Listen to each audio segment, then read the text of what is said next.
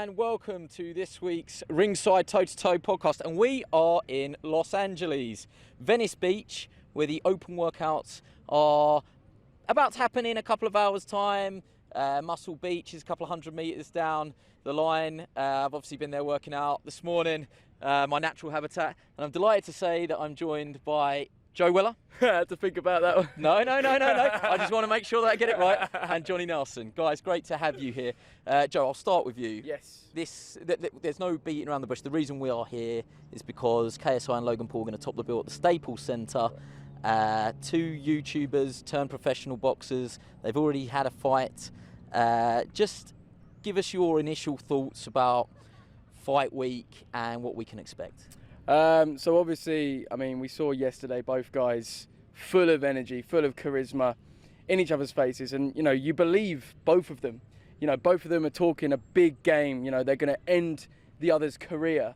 And you believe them. You know, you listen to one but and that's you're like... not even like their boxing career, is it? That's their social career. Yeah. No, they haven't got a career. They're not. Yeah. I mean, not boxing. I'm talking like their whole, you know, internet, you know, that sort of career. They want to seriously take over. They want, you know, they're battling for number one.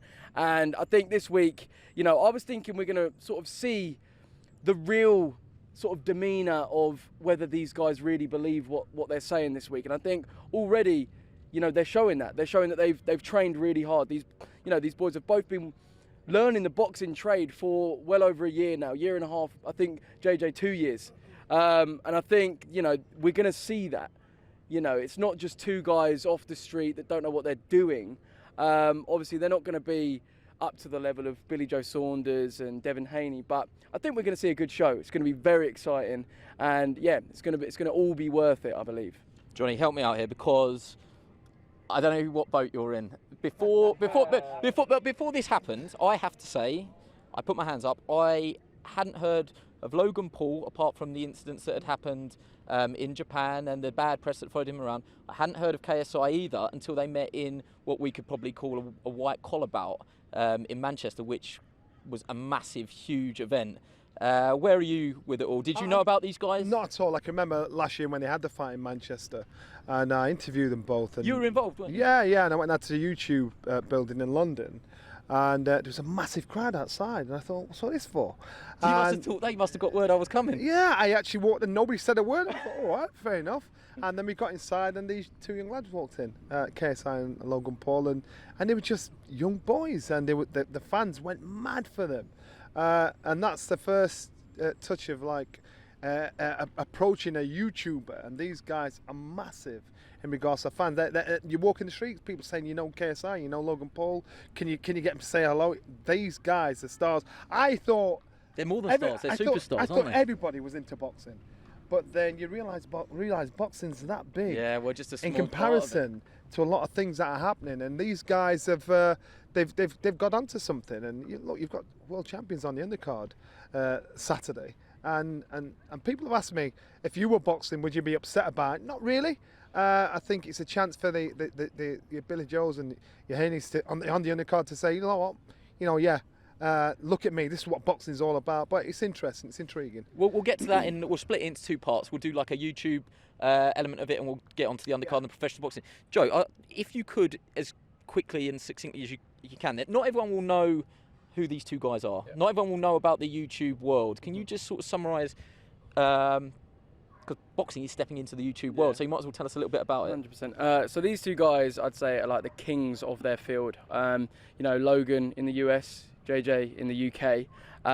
Obviously, you know, they've done everything that they possibly can in the YouTube world, you know, and this, you know, naturally is something that they're not going to shy away from. So, you know, a lot around like gaming and stuff. Yeah. It started from gaming. Then they've done, you know, JJ's done football. He's done acting. He's done music. Likewise with Logan. All the other YouTubers. So I think it's just where they've paved the way. They've pioneered a lot of things. You know, JJ was sort of like the first one to do it in the UK. He has helped a lot of the big creators in the UK, you know, get where they are today.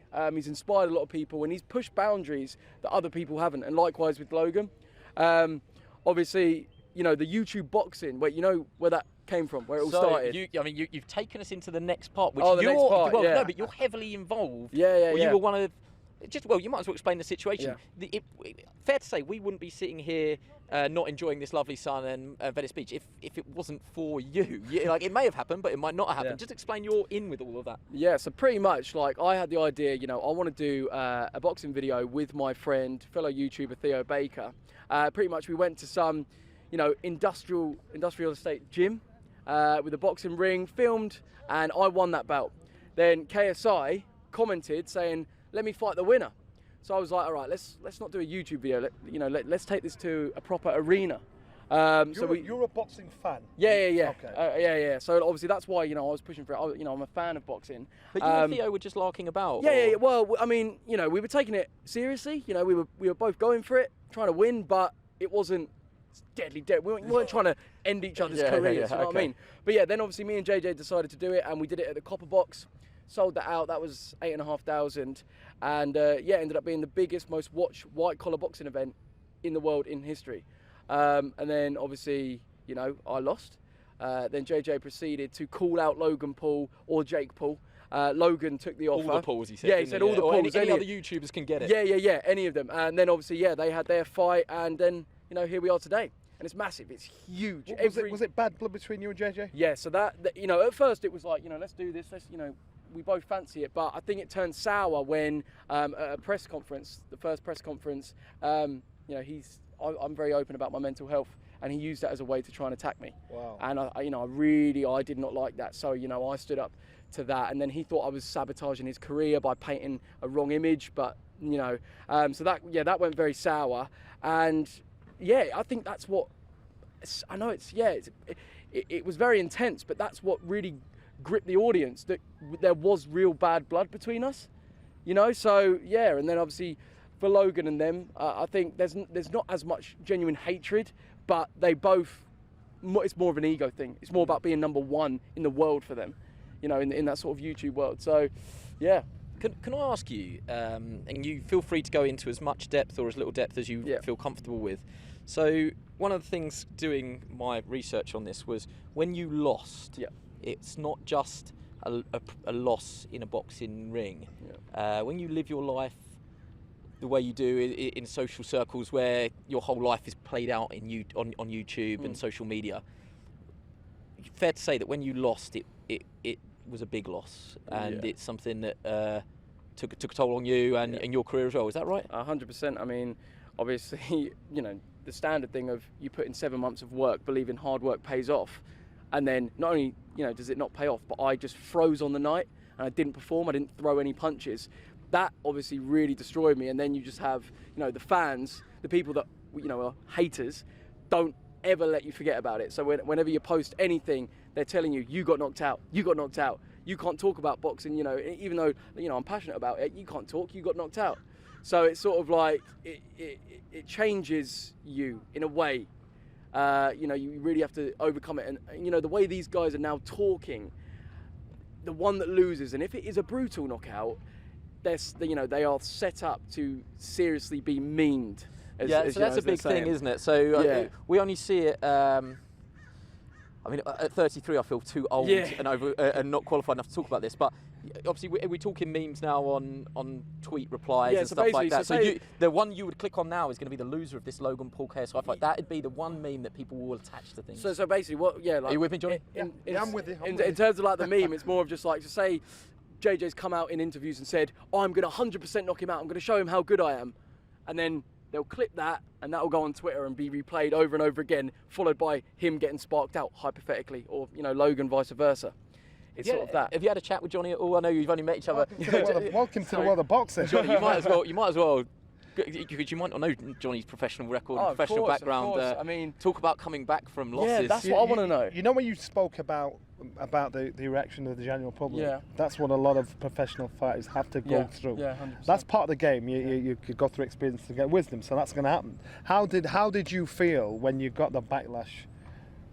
So, how did you personally feel? I know it probably bothered you, but how did you personally feel? Well, at first I was like, it's part of it, you know, it's what I signed up to. But I think it's where, you know, I tried to then come back and reinvent myself and all that. And I think where they don't let go, and even 2 years on, it's still going on about it. It does grate on you, you know, when you're maybe not feeling the best, and they're still saying it. It's, you know, I think you'd be lying if it said it doesn't have some effect, and that's what these boys. Who do you think it'll hurt the most? I think it will hurt KSI the most, because if he was to lose. Yeah, if he was to lose, purely because I feel like YouTube is all he has.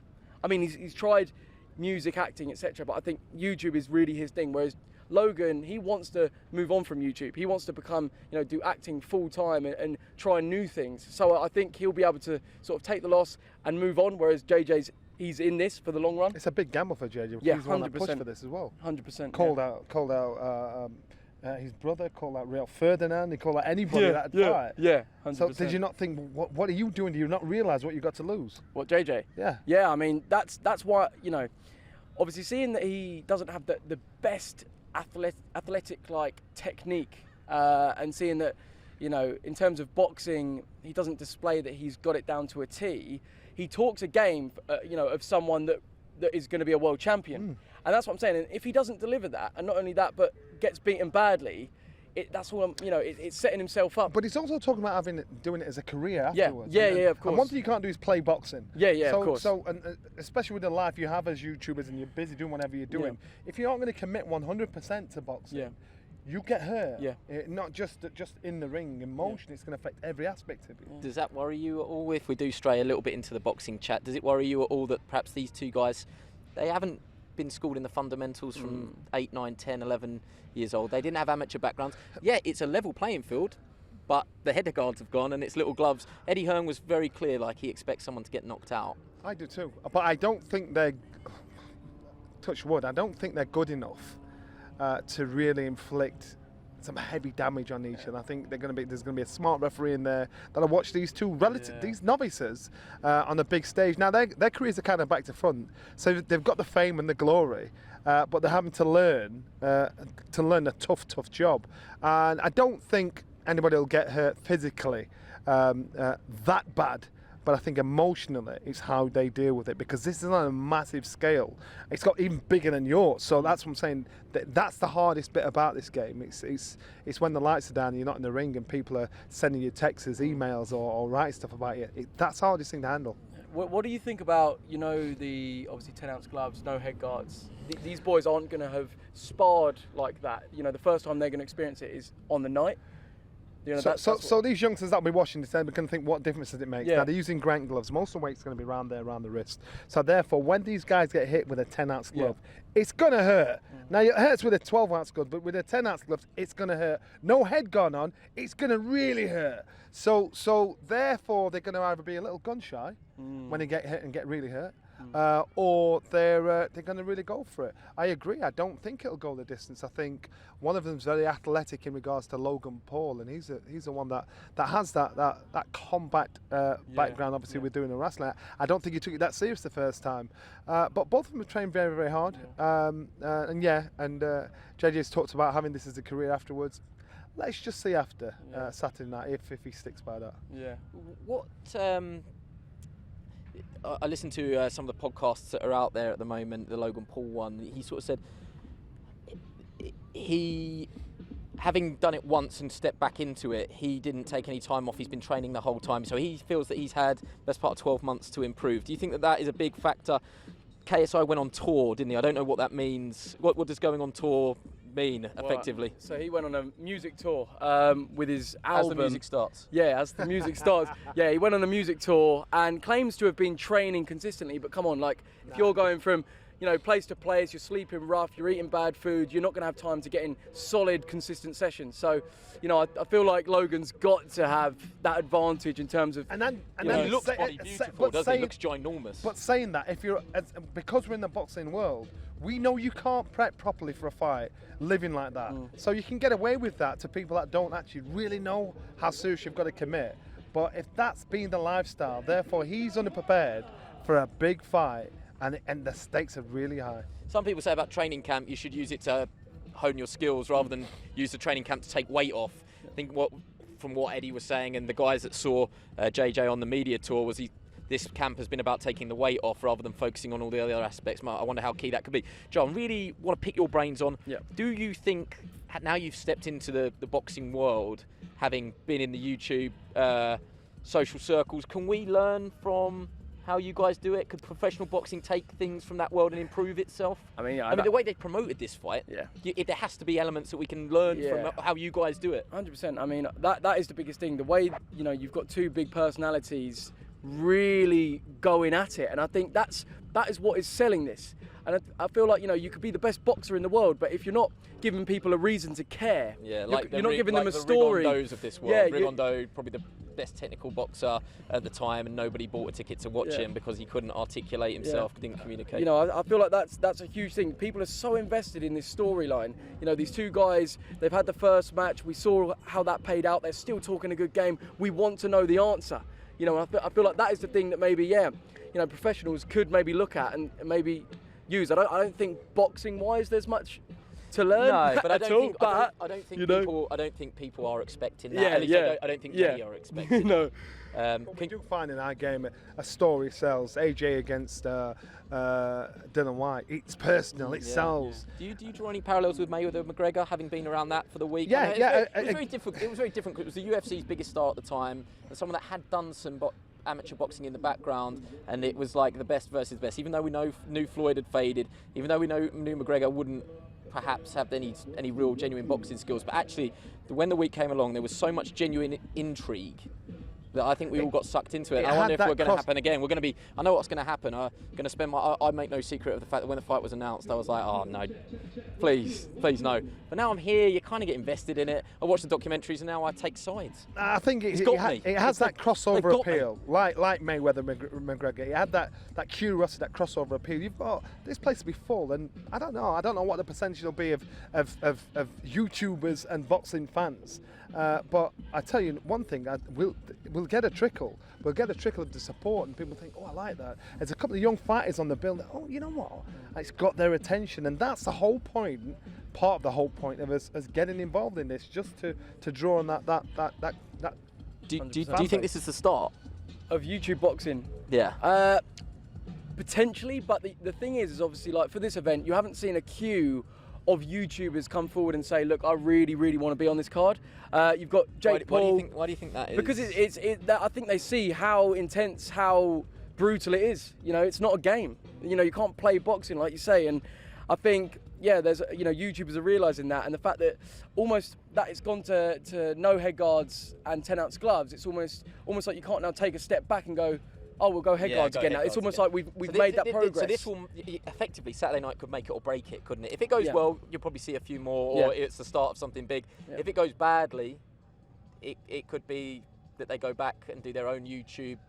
That's what I thought it would exist as, its own YouTube championship. I mean, someone said to me, do you think two YouTubers could headline a stadium fight? I believe Logan Paul, KSI in the UK could sell out Wembley. Genuinely, 100%. They could do, because of the sheer numbers of people. The sheer numbers. I think the UK. Do you know the subscriptions off the top of your head? Is it 20 million and? They've both got 20 million. They've both got 20 million. Yeah. I think the thing is with the YouTube audience, if it's priced right, you know, a lot of the tickets for this event are quite expensive. You know, $500, $750. I think that's could be a little bit too inaccessible. But if they were to do Wembley, you know, reasonably priced, you would sell that out in a couple of days. Like honestly, I genuinely believe that. You know the amount of youngsters that come up to you in the street and say, "Oh my God, you've met these guys." It shocks me. And there'd be I'm a under lot. no illusions that I'm sat here like your granddad. Like garage music, best place for it in the garage. Like I make no secret that I didn't know a lot about it before. You know, it blows my mind. I have to say, it blows my mind. So I want to ask you guys a question. Obviously, having seen the guys, you know, what you have of them, who do you think's going to win? I think Logan Paul wins. Really? Why is that? I watched the Maverick documentary over on the plane, and this is not a sales pitch for it either. Yeah. But it's very well done. Mm-hmm. But I just think he seems to be the more naturally athletic of the two. And everything that we just said, he went away and trained, didn't he? And it's my feelings on it. Yeah, I agree with him. I think Logan Paul is one that's probably now paid some serious attention to it. You look at the background, the build-up to do it, how these guys have prepped for it. I'd go Paul because he looks apart, physically looks like he's there. Character, usually does rise to the top, it comes on top, and JJ's got a lot of that. But is it going to be enough to break the heart, to break the soul of Logan Paul? I don't know. I don't think so. Would you do it again? Would I do it again? Yeah. Knowing what you know now. Well, I mean, this is the thing. Like, obviously, with my fight, I made a loss. I made a loss on that fight. These guys are making astronomical amounts. So, I mean, you've got to weigh that up. When you say you made a loss, financially, I made a loss. That is where we were. That's a lot to go through. I know, right? You go through all of that. You know, I didn't make any videos. I didn't do any work because I was like, yeah, this is gonna be. It's gonna be at least you know an earner as well. Have revenues coming in on your videos well, this is the because thing. you weren't doing Yeah, them. I wasn't uploading, and then obviously, apparently, I don't know if I can say this too much, but like basically, I kind of feel like we're going there, so we might as well. Pretty much. See my producer's head in his hands. We're going there anyway. Yeah, apparently KSI stopped many sponsors getting involved because he didn't want me to make money from the event, because obviously, you know, that's how bitter he was about it. So, and he, you know, we're both on the same management, and he is like the top sort of Allegedly. thing. So, you know, yeah, I mean, there you go. So that obviously, you know, that sucked in a way. But like, I think to do it again, yeah, that would have to be reasonable in order for me to, you know, take time off work. But in terms of, you know, the passion, I think the passion to want to do it and want to win has to be there. You know, it's not, you know, you can't go into this half-assed and just, you know, care about the money. Yeah. You know, so yeah, I think we'll see. Are you excited for it now at the weekend? Now it's so here. excited, man! Like so excited. Like I say, I am a fan of it. You know, I'm a fan of boxing, but I'm a fan of these guys. You know, their rivalry. It's amazing to watch. They're so captivating. They're so, you know, like I say, how much you believe them, and you just want to get the answer. You know, I can't wait to see how it unfolds. Who's my money on? I'm gonna have to say, naturally, it's got to be Logan Paul. You know, he's had 14 months to work on what he already had. You know, he only trained for 3 months last time, and he almost got the win against a guy that had been doing it already for a year.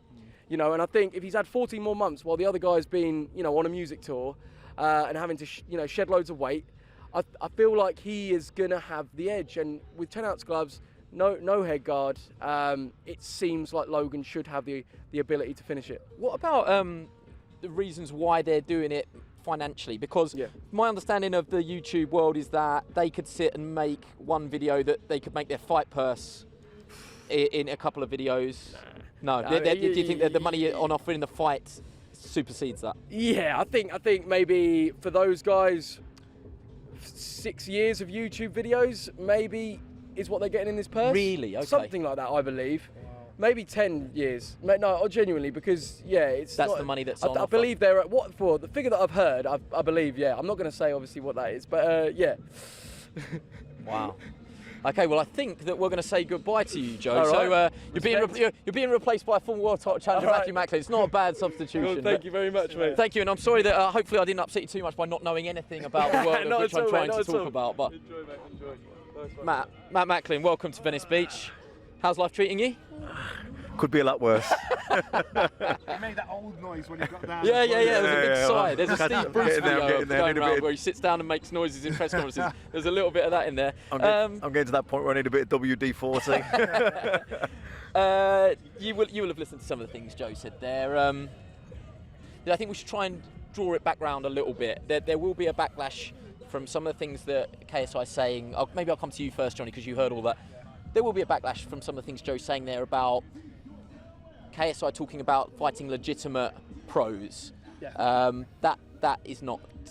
I can't say it's never going to happen, but that's very unlikely, isn't it? No. Listen, again, you know, people don't realise when you train to fight. I'll give you an example.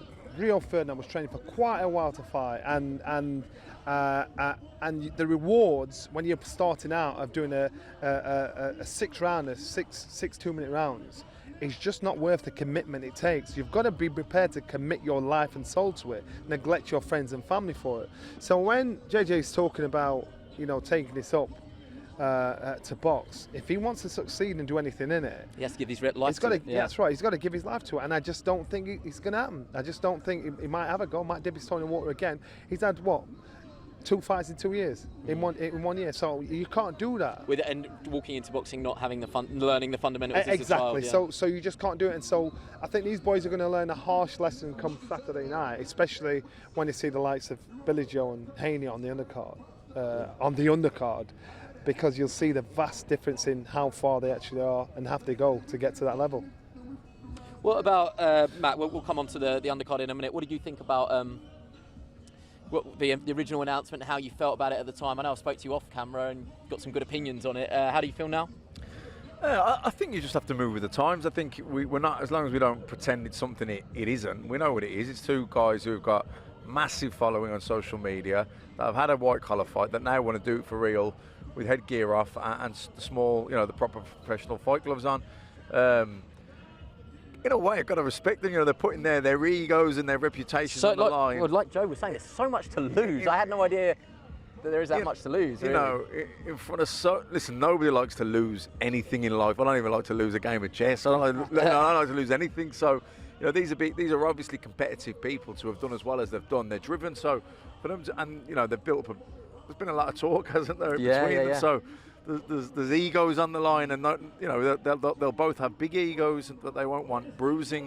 And one of them's going to get it severely smashed, not bruised. So that takes guts to put that on the line. So for that respect, I respect them both. But look, it is what it is. It's I think from our point of view, covering it on Sky and thinking of the guy likes Billy Joe Saunders, Devin Haney fighting on the undercard. They're the real fights that we're interested in. But I'm intrigued to see the YouTubers, how they do. I am intrigued to see how they will fare. I'm intrigued to see what kind of audience it is, what bulk, what in terms of like age, demographic, and that's what's intriguing me, because when I saw it in Manchester, you would not believe it. It was a load of screaming kids. It might have been at a creche, but I want to see what this one turns up. Yeah, well, I think we might be surprised actually. I think it'll be a different demographic here. Let's get on to the undercard then. Billy Joe Saunders. I'll start with you, Johnny, because Billy Joe's up there with Dominic Ingle, so you've got a little bit of an inside track. How's he looking? How's he doing? What are you expecting from him on Saturday night? What's Dominic been telling you? So he's back with Dominic Ingle after being with Ben Davis. I think Ben Davis has spent a lot of time in America with Tyson Fury, so he just needed some more one-on-one. They've come to an agreement to say, yeah, well, we can work together. I saw Bill in the gym and I said, I knew you'd be back, and he started laughing and he asked why. I said, because you're a pack animal, and in our gym you've got a lot of shapes and sizes of kids that they'll compete with you. Some kids can't fight, but they're great gym fighters. And you need that competition to drive you on to get fitter, to get yourself in shape. So I think, and especially with having Dominic in his corner, he's got somebody that's just not going to take any rubbish. An unlikely but very good match. Yeah, and that's what it is. And Dominic can be a real hard taskmaster, and Billy Joel needs that. He needs something like that to pull the best out of him. And again, I think it's getting himself back to winning ways where it's a convincing when he looks the part. Whereas last time out, he didn't look as his usual slick self. That's now getting himself back to normal. Who do you want to see him fight if he comes through this fight at the weekend? I mean, he's in that position, Billy Joe, where he's got so many real solid options on the table. I mean, there's the fight with Callum Smith that could happen up at super middleweight, unification fight. Obviously, Canelo, Golovkin, they're still there. Those fights could still happen. So many options on Demetrius Andrade, maybe Danny Jacobs. There's so many options for Billy Joe, and it's key that he wins and looks good. Like Johnny said there, Dominic Ingle, I think that was a really good match for Billy Joe. I think when he boxed David Lemieux, it was probably the performance of his life. Without a shadow of a doubt. He went in there and he looked an absolute $1 million, boxed the head off David Lemieux, who former champion, big puncher, and he just in his home country, away from home. And he schooled him. I mean, he took the mick, didn't he? If there's any criticism, he hasn't capitalised on that. Inactivity killed him. Waiting around, blowing up, underperforming. He's had 2 fights. That's 2 years ago, that fight. He's had 2 fights since, and one of them he's picked up a world title in the weight above. Billy Joe is a natural-born boxer. He's gifted. No one needs to teach Billy Joe how to box. That's just natural to him. But I think he does need someone like Dominic Ingle, who's a taskmaster, who will whip him into shape. And as Johnny said, I think he's the type of guy that likes the boys in the gym with the lads, to get the best out of himself. So I think, as long as he wins, and he should win, it's a contender, but it's a voluntary defence. Then I think next year is going to be a massive year for Billy Joe Saunders. At this stage, would you just want to see him in one of the names that Matt's mentioned, a mega name? Yeah, so it has to be Callum Smith, Billy Joe Saunders, or Golovkin, or Andrade. Yeah, at this stage, he needs to try and make sure every fight means something. His last fight should have been a walkover on paper, but it was a bit tougher than what he thought. This one is as well. And again, he needs to, if you're going to take risks, especially at this stage, what is he, 30 years old now? You need to make sure it means something. Every I fight think we means think he's something. older than he is. I just had to check there. He's only 30. Yeah. But he's been around a long time.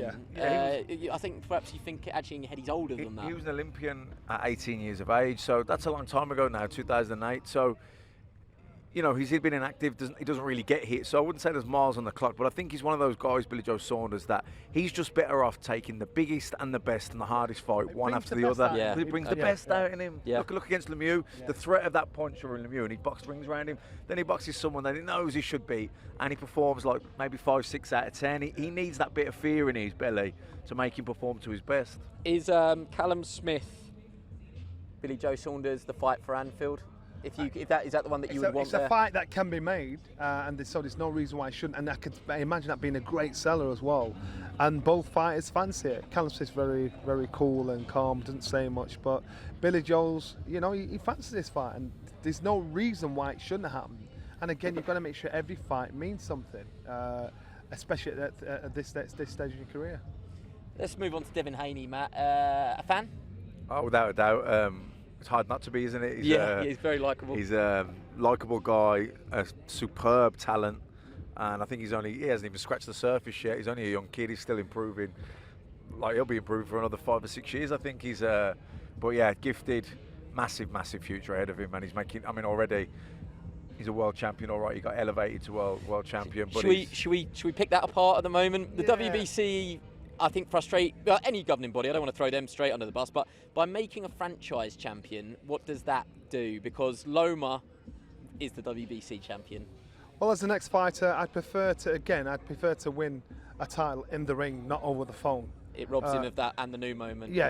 And so it's not until after Saturday he'll think, well, you know what, I'm world champion now. I kind of deserve So do you think that. he will walk to the ring not even thinking? Nah, if he's honest with himself, no. You know, you've got fighters that believe they're the best, but they want to prove it in action. And if he's honest with himself, he'll not feel it until after he wins. Him winning on Saturday. But he's navigated his career well. His father's been instrumental in his movements and his development inside and outside of the ring. And so I think he's done everything correct. And it's down to the governing bodies to right wrongs. And when I heard he got it via a phone call, I thought, not again. Yeah, and I kind of feel a bit down from that. I'm like that. I agree with Johnny. I mean, to fight that moment, whether it's a points decision or you get the knockout, just hearing the MC say, and the new, you know, he's never going to get that moment. You know, want everybody to celebrate it with you. That's around. Because if he wins at the weekend, he'll still get buffered by Michael Buffer, but he'll get and still. It's not quite the same, is it? Yeah. No, it's not the same. But you know what, as well, and something worth mentioning with Devin Haney, in boxing, you need dance partners, you need rivals. Joe Calzaghe suffered for years that he didn't, you know, he came after Ben Eubank, Collins and them, and took him a while to get that recognition. But Devin Haney already has a ready-made dance partner in Ryan Garcia, who has a huge profile as well. And just actually produced a great performance at the weekend. Mind you, I saw on Twitter today that Ryan Garcia's calling out Jorge Linares. Yeah. I mean, wow, talk about aiming high. Are you sure? Well, you know, they're precocious talents, aren't they? They're ahead of their years beyond themselves, really. They've got that speed. They're blessed with that fearlessness, that self-belief that young undefeated fighters have. But I think down the line, that fight Garcia and Haney will be huge. And remember, Haney's he's not the finished article yet either. He's still learning. So if you're going to get it, you need to get him now before he is the finished article. What would you think about Haney against Loma? Again, it's one of those fights where it's not the finished article. If you're going to fight Loma, if I was Loma, I'd hunt him down now. Do it now. Really? Okay. But if I was Haney, I'd just take other paths. What would you make of Loma Campbell? Haney Campbell? Good fight. One I'd like to see. I mean, the experience. I mean, Luke Campbell showed that he can box with anyone in the Lomachenko fight. Yeah, he lost the fight and lost probably most rounds, but he made Lomachenko think and adjust and work hard in every single round. It was real high-tech stuff, you know, and you almost think, you're looking at the landscape and you're thinking ahead of the moves that can be made, and you'd hate to think that Luke Campbell could end up retiring having not won a world title, but when you see the likes that are coming, Devin Haney coming through, that you could see how that could maybe happen, and that would be such a shame because he is a world-class fighter that should win a world title. But you know, he's got that speed, isn't he? You know, that speed is hard to beat, man. Let's reflect on a couple of, 3 fights from the weekend. We might as well start with the things that we did. Katie Taylor, the reception that she got after, that felt like, and I heard this on the Bunsen Costello 5 Live podcast, and I thought it was very telling, that actually we haven't done a fight here yet. I know Katie boxed in stadiums, and when she won the world title, there was about 50,000 in the stadium at the time, but because the stadium's so vast, it's like watching 2 ants. You're so far away from the action. This felt like a breakthrough moment for women's boxing in the UK. The reception she got at the end. Am I overselling this? Am I getting too carried away? She's a great headliner. She's a great. Considering it was a Crawler crowd, Yeah, but it wasn't. It was a Katie Taylor crowd. Yeah, that's right. And she spearheaded the fact that you look at her, and again, you'll just forget it's a woman boxing. You think she's actually a very good, smart boxer, and there's a massive difference in levels and quality in women's boxing, and she's just head and shoulders above them. So competition isn't there. But then, what she did on Saturday, how she performed on Saturday, up against it, I thought it was brilliant boxing. Did you have her a winner? A tight winner. A tight winner. I thought it was brilliant boxing. Brilliant boxing. By her. Did you see some of the stuff afterwards from Christina Linardo too? She was very upset Yeah, I think at the scores, saying that she should have retained her title. No, I thought she played her part in a really good fight. I think she made Katie work every second of every round, made her adjust, and she won rounds. But I thought Katie won. I had it 6-4. I thought she was a clear 6-4 winner. I thought she was boxed brilliantly. Didn't get involved. Used the ring. Changed the distance. She boxed well under pressure. If someone's on you all the time and you've got to think on your feet, boxing, moving, finding an angle, change your tactics, and she was spot on. I wonder if Linardo too had watched this Pursoon fight and thought that's the way to beat Katie Taylor, by walking her down and fighting her with pressure. Yeah, without a doubt. I think I think she had more finesse than Pursoon, but probably not as relentless or as physical as Pursoon. But also Katie was better in this fight than she was against Pursoon. She used the ring, she changed angle, her lateral movement was brilliant, her feints was really good. And you talked about bringing different crowds to boxing. You know, there was a lot of children, a lot of women at that fight in the arena. And you talked about Crawler it was in Manchester, and Crawler was the main attraction. But the reality is, when Katie Taylor fights, no matter who you're there to watch, you watch her fight. Yeah, everyone watches. People recognise greatness. We talked about when Lomachenko was doing the media work at Your Call, and he got a standing ovation. Everyone was cheering him, and we said, well, you know, if you're a Man United fan and they're playing Barcelona, you still want to see Messi. You know what I mean? And it's like Katie Taylor. You might be a fan of someone else on the card, but when Katie Taylor comes on, you know, she's got this aura. And everyone recognises this is a once in just a look at generation ringside and star. Everybody's face at ringside. Conversations stop. They're just mesmerised at what they're watching. She's breaking down barriers. Yeah. She's a pioneer. Yeah, but she again, transcends it. She transcends the sport. And she has that character where she just wants to fight. She's not fame hungry. She just wants to fight. And you can sense that about her. I thought, you know what, you've not changed at all from turning pro. No, that's a really easy subject to talk about. Crawler is less so, because at the time, I think we all felt that Frank Urquiaga had been hard done by and he deserved to win the fight. I think actually, we all got a little bit of stick for saying it, the result didn't really matter. It mattered for Urquiaga, but if Crawler hadn't have got the decision, the reaction would have been the same. Yeah. He simply said, I don't have it anymore. Yeah, and that's the most honest thing he could have done to kill that argument. Yeah, I said this on. Someone tweeted something about I see you took a hammer in on there, Matt. And it was. I said, well, yeah, I thought Crawler won, but look, it doesn't matter. You know, he's retired now anyway. This is quite a good forum for you to explain yourself, because obviously it does matter, but yeah, well, exactly. But it was kind of it. What I said, it was badly worded, the tweet. It didn't convey what I meant. What I meant was, it didn't matter for Crawler, because win, lose or draw, he was retiring anyway. Of course, it matters for Urquiaga, and if and his future, a bad decision's a bad decision. So of course it matters for him, because he maybe could have gone on. But I think his reputation has gone up anyway. Everyone recognised that he gave a great fight.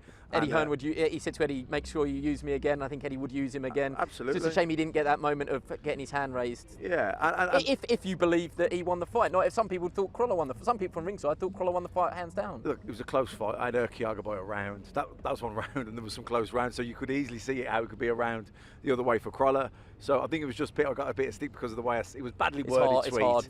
It wasn't, obviously, I'm not going to say it doesn't matter that he got beaten. Of course it does, but I'm saying it didn't matter for Crawler, because it was Crawler. It was a last dance, whatever happened. You know. Did you you probably did. You ever have that moment where you just realised the body won't do what the mind wants Yeah, it to you anymore? know- Crawler said, to put it in context, before I started the interview, I was waiting for Adam Smith to finish commentating, and Crawler said, "I just haven't got it. Yeah, I've not got it listen, anymore." you know He what, probably fight- said to me that off camera, so I ignore that. But he said, "Yeah, I just haven't got it anymore." And fighters know this. They'll pick up on it before anybody else. Most fighters will make excuses for it until somebody is brave to say, "Look, you've not got it anymore, son." I knew it probably 2 fights before I'd finished. I was getting caught by shots when I shouldn't have been getting caught by kids that shouldn't have been catching me. I think Crawler, I get it. He's very honest. I tell you one thing. I'm impressed by how motivated he was, knowing he was going into the ring, and he'd done. Because usually when the fighters said, "I'm quitting, this is my last fight," he's already quit, and the fight's gone out of him. And so when you're up against it and you're having a hard fight that's in front of you, you're thinking, "I don't really need this, I'm not bothered." And he still managed to drum up that energy, that desire to still fight and give it all he's got. You were quite good in commentary, Matt, about all of that. You know, you knew in fights. You're going to tell Sheamus to pull you out. You said, didn't you, in the corner that you knew? So actually, I feel better that Crawler. You chance we're not going to see him back because he doesn't think that he's got it anymore. Yeah, it was probably a good thing that he didn't perform well, because had he performed well, he's got a big following. The opportunities would have come for him. You know, there would have been temptations, there would have been offers. The phone would always ring. The phone would ring, and Eddie would say, "Look, you know, this has been offered," and it would be his job to convey that offer back to him. And you know, if he performed really well and felt good, he's going to think, "Well, you know what? You know what I mean?" You start tempting yourself. Where I think that performance, the fight, it gave him closure. You know, and I know myself. I carried on a bit longer. I actually retired on the back of 4 wins, but each performance, weren't really. I didn't feel good in any of them, and I was hoping that there was excuses for every reason why I didn't perform well, and there was some plausible. Some of them were quite plausible, but nonetheless, the bottom line, I had to look back and think, you know what? I've had 5 fights in the last 2-3 years, and I haven't performed well. So for whatever the reason, it just isn't there anymore, and that's it. And I thought about it, and I thought I had closure. I was glad I had those 4 fights and I carried on that little bit extra because it did give me closure. And I think that fight on Saturday night will have given Anthony Crawler closure. Do you think Kovalev has got closure? Probably not, because I think he's got a few more fights left on his DAZN deal. Can we clear something up? Yeah. There's no fixing getting chinned, is there? He couldn't have fixed that. Nah, not at all. I think People Canelo. talking about the fight ending was fixed. Surely not not. at We can all. rubbish that now. Surely. Yeah, you look at how the fight went about, and Canelo was basically, his presence was terrorising and bullying and making Kovalev fight when he didn't want to. And when you've got somebody that's still sharp and snappy in front of you and still trying to pop those shots in, body shots, hands shots over, and they were fast, sharp shots. And you watch when Kovalev goes down, and watch the spring and the step in Canelo when he just switches round. He's got a lot more energy left. You thought it was a matter of time, and he had the confidence. You don't know what happens behind closed doors with a lot of fighters. So something told Canelo to say, "I can break you. I know what kind of fight you are. I know where your weakness is. I've just got to keep you under mental pressure." And great tactics. Yeah, he walked him down, didn't he? Yeah. You know, he took his time and walked him down. He knew he'd get to him, and he was slow in. He was boxing quite well early on, Kovalev, but at the same time, it was like Canelo was happy to lose those rounds, Knowing that he would catch up. That he was going to catch up with him. He was losing the battles, but he was winning the war, and he was stepping it up, like Johnny said, when he turned him just before you could see the energy, you could see the dynamism in him. He was stepping up the pace, and Kovalev didn't have a lot left. You could see he'd been burning up so much nervous energy as the rounds were going on. He was there. He was ready to go, and that's when Canelo stepped it up. And I mean, what a peach of a left hook! I mean, seeing the way the legs went beneath him, there was no acting there. No. I think his future is not at light heavyweight for the moment, though. As soon as the Unless fight, you do, just correct me if you think I'm wrong. as soon as the fight finished, I said, do not be surprised of Andre Ward being thrown into the mix to say, do this fight. If they offer him enough dough, I'm telling you, do not be surprised. They might start throwing it out of there because Andre he's Ward still against fit. Canelo. Yeah, he's still Yeah, fit. I'd He watch still it. trains. He's still got that interest there. And I think if they put enough numbers on the table, don't be surprised. I don't think he will. I think Andre Ward is a content man. I think he's a balanced guy. I think he's not chasing money. He's not chasing too much glory. he set out to achieve what he wanted to achieve. I think it's very much a case of job done. Yeah. I'm a happy man. I'm settled in life. I've got a family, man. I've got a great job on ESPN. I'm super respected. I am boxing royalty.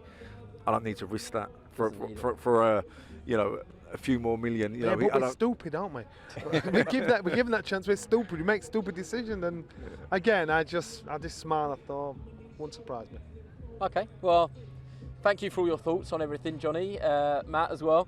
And I know this looks like we're having the time of our lives. I'm completely numb in my bottom half, and I'm so uncomfortable. I've been shifting for the last hour, so I'm sorry. That's old age, my friend. I know, well, yeah, and being totally unfit on Muscle Beach. It couldn't be more out of place. But remember to watch all of the digital clips this week, all the build up to the fight. Rate us on iTunes, and we will see you next week. Sky Sports. Feel it all.